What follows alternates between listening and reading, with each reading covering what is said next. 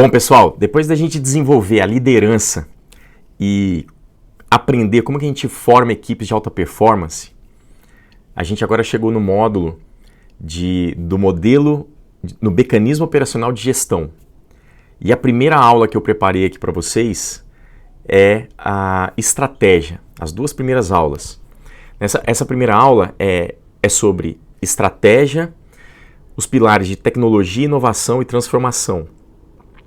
Essa aula é uma das melhores aulas de estratégia que eu já tive na minha vida, com o professor John Hagel, que foi no Singularity University, lá no Vale do Silício.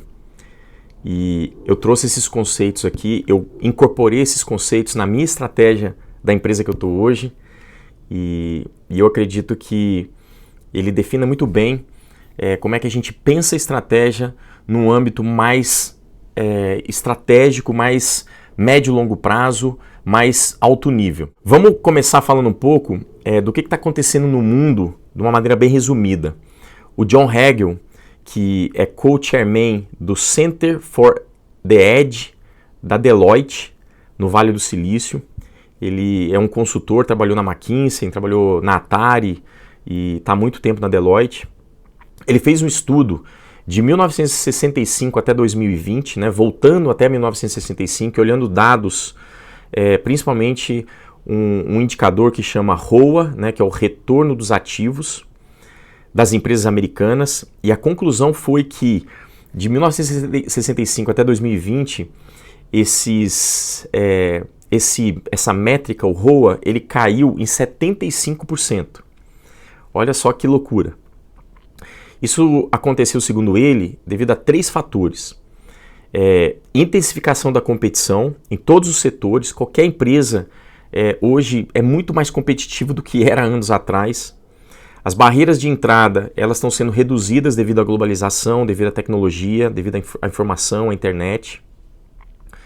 O ponto número 2, a aceleração das mudanças, ela está muito mais rápida. Você tem menores ciclos de vida dos produtos. Então você lança um produto hoje, antigamente você lançava um produto, ele ficava no mercado por uma década, por décadas até. Hoje não, você lança um produto e esse ciclo de vida está muito mais curto. A inovação está muito mais rápida.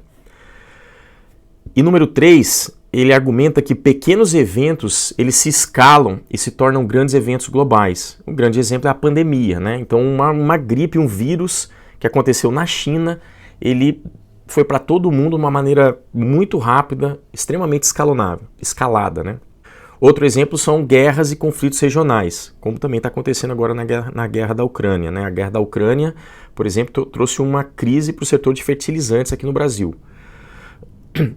Então esse mundo é cada vez mais VUCA, é volátil, incerto, essa loucura, tudo mudando a todo tempo, ele é uma realidade nos dias de hoje. E qual que é a solução que ele argumenta? Nós temos que fazer negócios de forma diferente. Então ele argumenta que a gente tem que repensar, redefinir esses pilares de estratégia, tecnologia, inovação e transformação. E a gente vai focar nesses pontos aqui na continuidade dessa aula. Primeiro vamos voltar um pouquinho no tema de estratégia. O professor John Hagel, ele argumenta que hoje as estratégias têm que adotar um modelo que ele chama de zoom out e zoom in. Ele fala zoom out em 10, 20 anos para frente. Então como é que você dá um zoom out do seu negócio e reimagina esse seu negócio daqui 10, 20 anos? O que potencialmente pode acabar com o seu negócio? Quais são as tecnologias que vão disruptar o seu negócio, que vão mudar dramaticamente a forma como seus clientes fazem negócio com você ou com o mercado? Quais são as tecnologias que vão mudar o seu jeito de operar internamente? Então, você tem que fazer um exercício junto com a sua equipe de imaginação. Lembra que eu falo de imaginação, Liderança é sobre imaginação e execução. Então, imaginação é você dar esse zoom out, é você imaginar daqui 10, 20 anos o que vai acontecer no seu setor, no seu mercado, na sua empresa, que você precisa entender essa tendência, a tendência macroeconômica, a tendência da sociedade, como que isso pode impactar o seu negócio, como que você tem que imaginar como que o seu negócio vai estar daqui 10, 20 anos. E o zoom in é você olhar de 6 a 12 meses. Ele é a parte da execução. E de 6 a 12 meses, a sua empresa precisa ser ágil, ela precisa testar, ela precisa errar, ela precisa aprender e aí ela vai acertar. Então, ele argumenta assim, quais são as coisas que nós podemos fazer nos próximos meses que vão ajudar a mover na direção da visão de 10 a 20 anos? Essas ações, elas devem ser poucas ações, né? Devem existir ali de 2 a 5 ações estratégicas que você vai fazer nos próximos 12 meses que vai te ajudar a mover essa organização, né, no sentido dessas tendências que você está enxergando e que vai trazer um impacto mais de médio e longo prazo. Vamos voltar então naqueles 3 pilares que ele fala que é importante de você considerar uma estratégia, que é a tecnologia, a inovação e a transformação. Vamos começar com a tecnologia.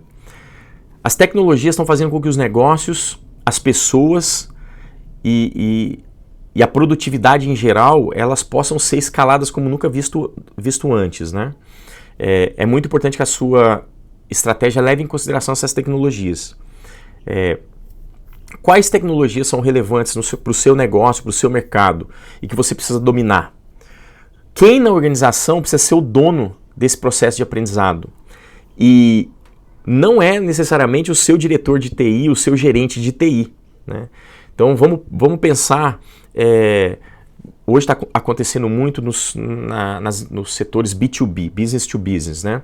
Onde cada vez mais as empresas estão fazendo relações de compra através de portais de e-commerce, B2B.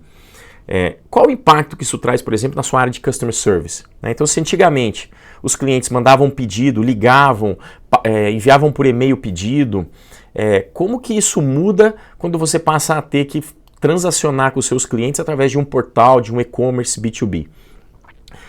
Quais são as habilidades novas que a área de customer service precisa ter e como é que ela faz essa transformação? Então, a sua gerente ou o seu gerente de customer service é que precisa dominar as tecnologias que estão mudando os processos da área de customer service e não somente o gerente de TI. E assim sucessivamente. Cada área está sendo impactada por tecnologias novas, né? Então, como que o ChatGPT ele pode ser usado dentro da sua organização?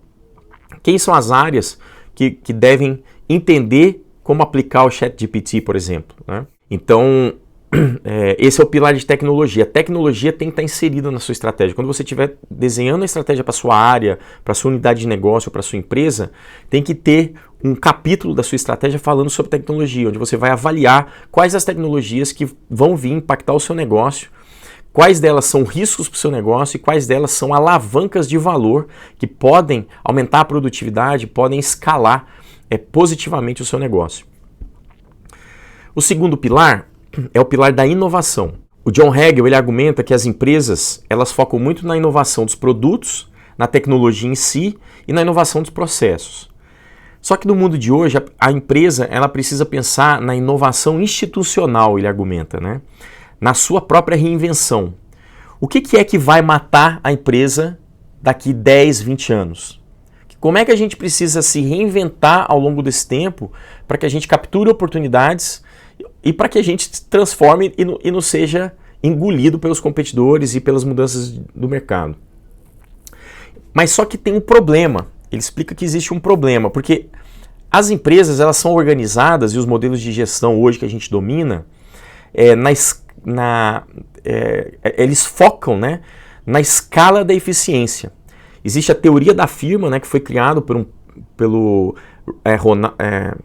Ronald Coase, que ganhou um prêmio Nobel em 1937, e ele diz isso, ele diz que as grandes empresas, as grandes instituições, os processos, eles existem para que exista essa escala na eficiência dos processos, na eficiência da empresa.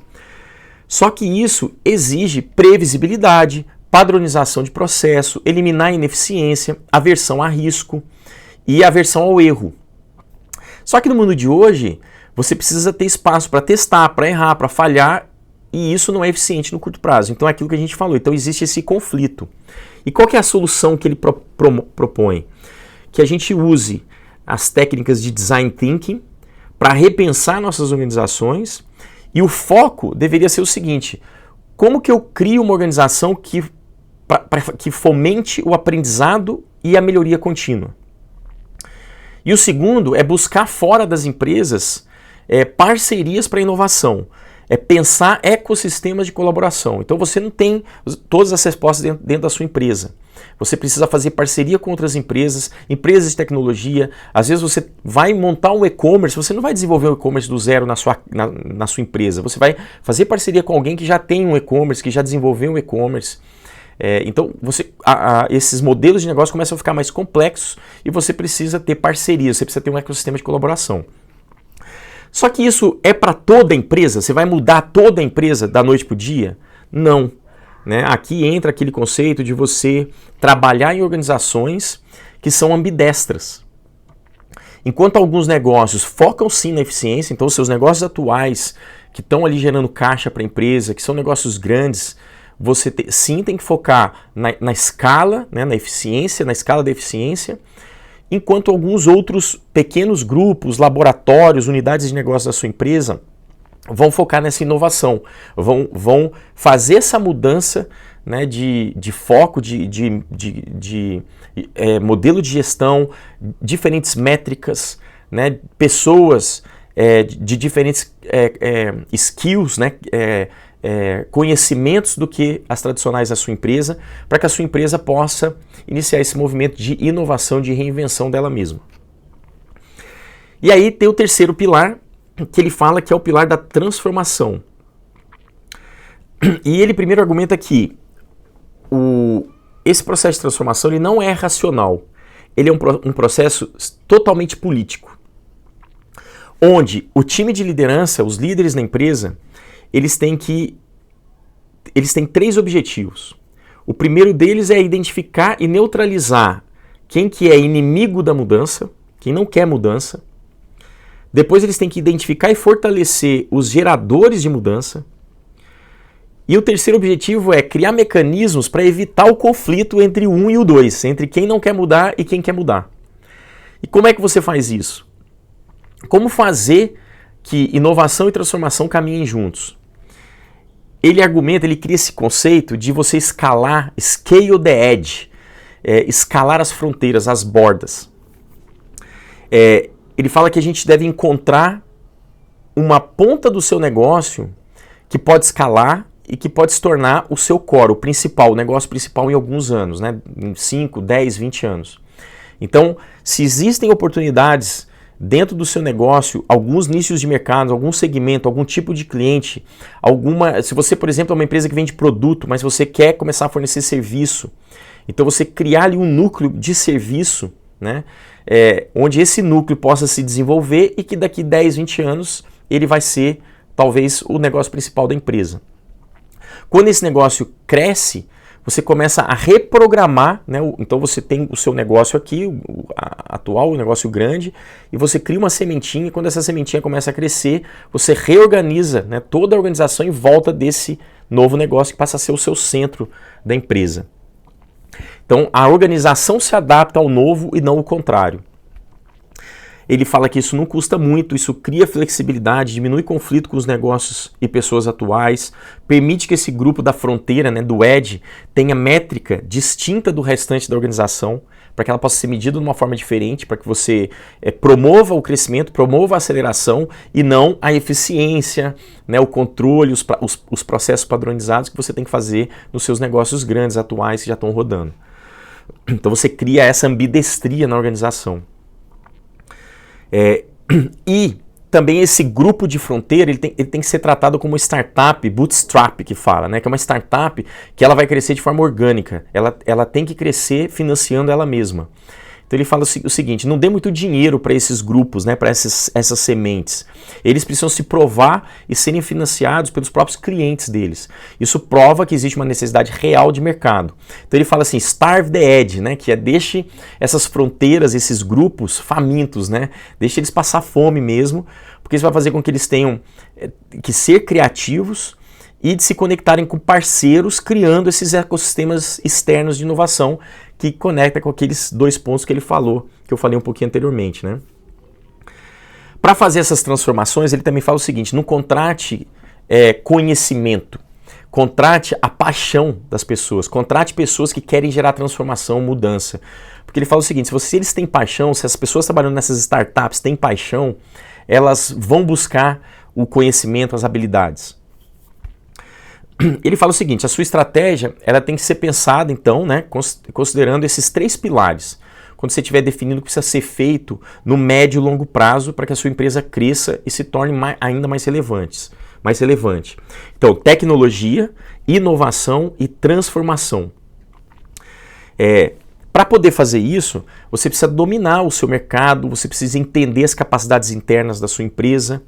E a forma que ele sugere de fazer isso, né, que normalmente a gente faz nas empresas, é a análise de SWOT. Né? Então, eu não vou aqui ensinar como é que faz a análise SWOT, mas você pode dar um Google, né? Tem uma série de vídeos, tutoriais que explicam o que é uma análise SWOT, como que você faz essa análise SWOT.